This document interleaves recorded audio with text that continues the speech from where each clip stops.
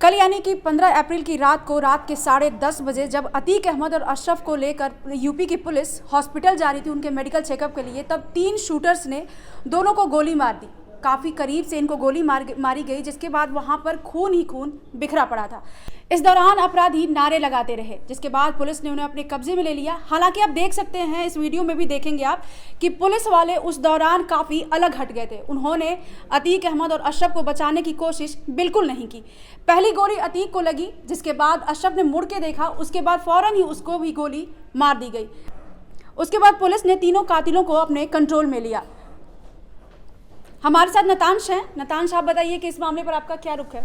जी हाँ, जैसे कि पूनम ने बताया कि इस मामले में पुलिस का कहीं ना कहीं फेस था, जो एग्रेशन था, वो खोल के सामने नहीं आया। जो पुलिस को रिटेलिएट करना चाहिए था, या फिर एक डिफेंस में या तो फिर उसको पैरों पे गोली मार देते या फिर कुछ ऐसा करते, क्योंकि ये जो मर्डर था ये काफ़ी प्री प्लान था। वो इससे पहले 48 घंटे प्रयागराज की एक होटल में स्टे करते हैं। उसके बाद वो मौका वारदात पे आते हैं, वो डमी कैमरा लेके आते, वो फेक जर्नलिस्ट बन के वहाँ पे पहुँचते हैं और उसके बाद 0 पॉइंट पे बिल्कुल यहाँ पे पिस्टल तान के अतीक अहमद की हत्या करते हैं और उसके बाद अशरफ की हत्या करते हैं। इन दोनों की हत्या सिलसिलेवार मतलब सीक्वेंस से वो एक के बाद एक करते रहते हैं, बट उसके बाद भी पुलिस अपने एग्रेशन में नहीं आती है और उसी की वजह से इतने बड़े हत्याकांड को अंजाम दिया जाता है। इसमें सवालों के घेरे में यूपी पुलिस, यूपी प्रशासन है, क्योंकि जो हत्याकांड को अंजाम दिया गया वो काफ़ी नॉर्मल नहीं था। और उसके अंदर जो वेपन्स यूज़ किए गए, अश्विनी मैं बताना चाहूँगा पूनम, कि जो वेपन्स यूज़ किए थे वो एक लेमैन यूज़ नहीं कर सकता है, या फिर कोई आम अपराधी भी है वो यूज़ नहीं करता है, क्योंकि जो वेपन्स यूज़ किए हैं उसमें मैग्नेट लगा हुआ था और उसकी कीमत करीब 6 से 8 लाख रुपए थी। और ऐसे वेपन्स जो यहाँ इंडिया में अवेलेबल भी नहीं होते। तो एक तो सबसे पहले ये देखना पड़ेगा कि उनके पास, और जितने भी अपराधी है उनको अगर आप ऑब्जर्व करेंगे जो सीसीटीवी फुटेज है, उससे आपको ये पता लगेगा कि जो सीसीटीवी फुटेज है उसके अंदर उनकी उम्र लगभग 20 से 25 साल ये जो है वहाँ तक की दिख रही है। और उनके पास इतने हीनियस क्राइम करने के लिए इतने मतलब एडवांस वेपन्स ये कहाँ से आए, ये सवाल की बात है। और ऊपर से उनको ये किसने प्रोवाइड करा है। जैसा कि अभी अश्विनी को भी मैं आपको रुक करना चाहूँगा, क्योंकि अश्विनी को इस बारे में कुछ ज़्यादा अपडेट्स हैं और अश्विनी हमको बताएगी कि कैसे उनके पास वो वेपन्स पहुँचे। और यहाँ पे जो एक अपराधी था सनी सिंह, उसका कनेक्शन यूपी की एक कुख्यात गैंग है जिसका नाम है सुंदर भाटी गैंग, उससे जुड़ता हुआ भी नज़र आ रहा है। उसका खुलासा करने के लिए मैं अश्विनी को रुक करूँगा। मैं बता दूं कि अतीक अहमद हत्याकांड के बाद ही तीनों शूटरों को पुलिस ने अपनी कस्टडी में ले लिया था, जिसके बाद जांच प्रक्रिया जारी है। इसी बीच सनी सिंह का कनेक्शन माफिया कहे या कुख्यात डॉन कहे सुंदर भाटी से बताया जा रहा है। ये वही सुंदर भाटी है जो सोनभद्र में आजीवन कारावास की सजा काट रहा है। एक समय था जब इसकी तूती बोलती थी, वेस्टर्न यूपी में काफ़ी इसकी तूती बोला करती थी। इसी बीच ये सामने आया है कि सनी सिंह का कनेक्शन सुंदर भाटी से बताया जा रहा है। और इतना ही नहीं, इसमें जो मॉडर्न वेपन भी इस्तेमाल किए गए हैं। खबर आई कि सनी सिंह हमीरपुर जेल में मिलने भी गया था सुंदर भाटी से, इसी दौरान उसने वो वेपन में भी उसने अवेलेबल कराए हो, जिसकी वजह से ये पॉइंट ब्लैंक रेंज से इन्होंने शूट किया हुआ है। और जो ये वेपन्स यूज हुए थे उसको सिद्धू मूसेवाला हत्याकांड में भी यूज किए गए थे। मतलब इतने एडवांस वेपन्स है जिसका हमको बाद में कनेक्शन ISIS से भी जुड़ता हुआ नज़र आया था और ये पाकिस्तान से सप्लाई हुए थे, ये भी आरोप लगे थे। हालांकि अभी तक इसकी पुष्टि नहीं हुई है। मतलब ये काफ़ी एडवांस वर्जन थे और उसको कहीं ना कहीं तस्करी करके इंडिया में लाया जाता है और उसका इस्तेमाल किया जाता है। अब ये किसी नॉर्मल क्रिमिनल के बस की बात तो है नहीं। यहाँ मैं एक पॉइंट बोलना चाहूँगी, जैसे हमने कल से ये वीडियो वायरल है, वीडियो में देखा है, मीडिया रिपोर्ट्स बता रही है, काफ़ी चीज़ें हमने ऑन कैमरा देखा है, जो चीज़ें हम दर्शकों तक दिखा भी नहीं सकते उतनी, मतलब क्या ही बोले, वैसी हीनियस क्राइम है वो कि आप देख भी नहीं सकते, विचलित हो जाएंगे। और इसमें मैं एक पॉइंट यहाँ पे रखना चाहूँगी, जैसे हमने देखा तीनों शूटर्स जब पहुँचे थे तो पॉइंट ब्लैंक रेंज से माफिया अतीक अहमद के लेफ्ट कनपट्टी पे रखा गया था। वो डिस्टेंस काफ़ी दिख नहीं रहा था, दूरियां नहीं थी उनमें, और पॉइंट ब्लैंक रेंज से शूट किया जाता है, जिसके बाद अतीक गिरता है और उसके बाद तुरंत ही अशरफ पे फायरिंग होने लगती है। ये बेसिकली एक टारगेट किलिंग का मामला था। और इसके बाद अगर हम ध्यान दें शूटरों पर, तो बहुत शार्प शूटर थे वो।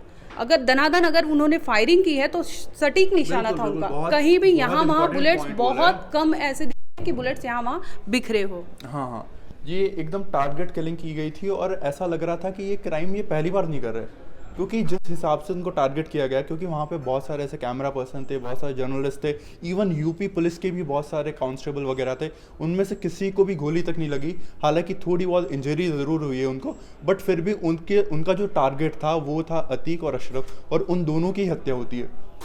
और उन्होंने कम से कम 18 से 20 राउंड फायर किए, उसके बाद 18 राउंड फायरिंग किए, बट उसके बाद भी ऐसा नहीं होता है कि किसी और को गोली लग गई। तो ये बताता है कि वो कितने प्रोफेशनल थे और कितने हैबिचुअल थे वो क्राइम करने के रिगार्डिंग। और उसके अंदर सनी सिंह जो थे शामिल, वो उसको ऐसा बोला जाता है कि वो काफ़ी लंबे समय से फरार चल रहे थे, क्योंकि जैसे ही हमारे जो रिपोर्टर्स है जब ग्राउंड पे पहुंचे, उनके घर तक भी पहुंचे सनी सिंह के, तो ये सामने आया कि वो काफ़ी लंबे समय से घर से फरार चल रहा है। और उसके अलावा भी जो 2 और शूटर्स थे, जो 3 शूटर्स थे इसके अंदर, टोटल 3 बदमाश थे, वो तीनों का बैकग्राउंड ऐसा ही है, वो कब से लंबे समय से घर से बाहर चल रहे हैं। और इसी केस में कुछ और भी अपडेट्स हैं जो अश्विनी हमको बताएंगे। अगर मैं गलत नहीं हूँ तो मुझे लग रहा है सनी सिंह पे ही हत्या का मुकदमा दर्ज है। सनी सिंह है या और अरुण नाम है, अरुण मौर्य नाम है उसका। अरुण मौर्य ने इससे पहले उसने पुलिसकर्मी को ही मारा। वो ट्रेन में लूटपाट कर रहा था, तो उस दौरान उसने पुलिसकर्मी को मारा। उसके बाद उसको जेल भी हुई। जेल में जाने के बाद उसके बाद वो अपने गांव वापस लौटा था, लेकिन फिर उसके बाद वो उसके माता पिता की मौत हुई। बचपन में उसके माता पिता की मौत हो गई थी। उसके 2 भाई भी हैं जो फरीदाबाद में कबाड़ का काम करते हैं, और इसके साथ उसकी चाचा चाची भी हैं जो कि अभी रिसेंटली आई थी खबर कि चाचा चाची आई भी हैं उससे मिलने। और अरुण कालिया जो है जब जेल गया था, जेल में ही उसका कई गैंगस्टर के साथ संपर्क बढ़ा था। उसके बाद वो अपराध की दुनिया में एक्टिव होता चला गया। उसके बाद मैं आपको बता दूं कि ये लवलेश तिवारी जो है, लवलेश का नाम भी आया था जब उसने एक लड़की को थप्पड़ मारा था। उसके बाद वो जेल गया था। जेल से वापस आने के बाद घर पर वो बहुत कम आता था। उसके फादर ने भी बोला है कि वो घर पर बहुत कम आता था। वो ड्रग्स लेता था, नशे का आदी हो चुका था, और घर पे आना जाना उसका बिल्कुल भी बंद हो चुका था। घर पे आता भी था तो वो अपने भाइयों से बात नहीं करता था, बेहद कम बातचीत होती थी। इसके अलावा वो जब भी बाहर जाता तो कुछ न कुछ ऐसी वारदातें सामने आती थी जिसके बाद घर वालों का जीना मतलब मुश्किल हो गया था। घर वालों का भी कहना है कि हमारा उसके साथ संपर्क बिल्कुल ख़त्म कर दिया था हमने, क्योंकि वो घर वालों से मतलब नहीं रखता था और नशे में ही घूमता रहता था। इसके अलावा जो अरुण है, अरुण मौर्य उर्फ कालिया भी उसका नाम है, गाँव में वो कालिया नाम से ही फेमस है। तो उसके बचपन में उसके माता पिता की जब मृत्यु हो गई तो उसके बाद उसने गांव छोड़ दिया। गांव छोड़ने के बाद उसने लूटपाट करना स्टार्ट किया। ट्रेन में लूटपाट करता था, वहाँ पे पुलिसकर्मी की हत्या की। उसके बाद जेल गया। जेल से जब वो आया तो भी उसने अपने जो अपराध की दुनिया में वो एक्टिव रहा और काफ़ी सारी वारदातों को उसने अंजाम दिया, छोटे मोटे अपराध ही सही। अब इसके बाद उसने प्लानिंग की और पत्रकार का भेष लिया, वेपन इकट्ठा किए और नकली जो कैमराज होते हैं, कैमरा लेकर वहाँ पर पहुँचा और अतीक को शूट किया। इसके बाद पुलिस वालों ने उसको अपने कंट्रोल में ले लिया है, जहाँ पर पुलिस की पूछताछ में भी उसने कई चीज़ें पुलिस को जानकारी दी है कि मैंने इस तरीके से इसको अंजाम दिया, मैं काफ़ी टाइम से इसकी प्लानिंग कर रहा था, क्योंकि मेरे को एक बड़ा अपराधी बनना है ताकि लोग मेरे को बड़े स्तर पे पहचानें, और मेरे को अशरफ गैंग का सफाया करना था। मेरे को अतीक अहमद को ये सामने से हटाना था ताकि मेरा नाम अब बड़ा हो। इन लोगों का नाम बहुत टाइम से चल रहा है, अब मेरा नाम हो।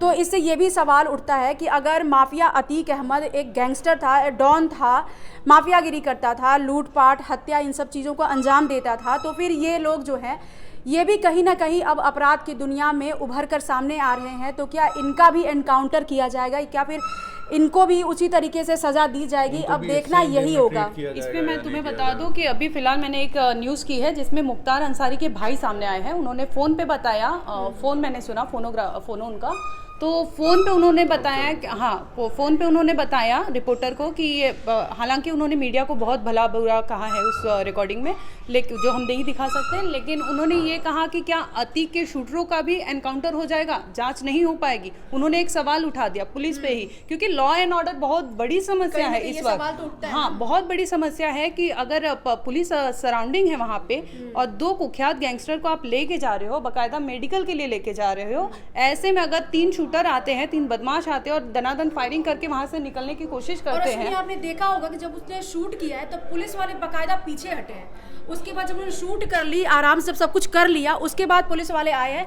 और उनको कंट्रोल किया। उन्होंने कंट्रोल करने की उनको जरूरत भी नहीं पड़ती क्योंकि उन्होंने सरेंडर कर दिया था। लेकिन यहाँ फिर भी पुलिस वाले ने उसको पीछे से आके पकड़ा। लेकिन यहाँ इस दौरान एक जो पुलिस वाला था वो घायल भी हुआ है। उन्होंने अब उसके बाद उसका क्या हुआ ये बात तो अभी सामने नहीं आई है, लेकिन जो मान सिंह नाम है उनका, जो पुलिसकर्मी है जिनको जो घायल हो गए, उनका नाम मान सिंह है। वो घायल वहाँ पे दिख रहा था उनका, इधर खून आ रहा था, मैंने वीडियोज़ में देखे थे, उनके खून आ रहे थे। उसके बाद मैंने देखा कि जब वो उन्होंने कंट्रोल किया तो वो खुद ही बोल रहा था कि हम अपने आप को सरेंडर कर रहे हैं लेटा हुआ भी जो था वो भी बोल रहा था कि सरेंडर तीनों ही मतलब सरेंडर करने की कोशिश नहीं किया था। जब मतलब वो बाइक भी पक्का करके बाइक भी वहीं रखी गई थी, बकायदा नंबर प्लेट है, सब कुछ है। भागने की कोशिश नहीं की उन्होंने, मतलब खुलेआम बोला है कि हम गुंडागर्दी कर रहे हैं, हम बदमाशी कर रहे हैं, जो उखाड़ना है उखाड़ लिया जाए।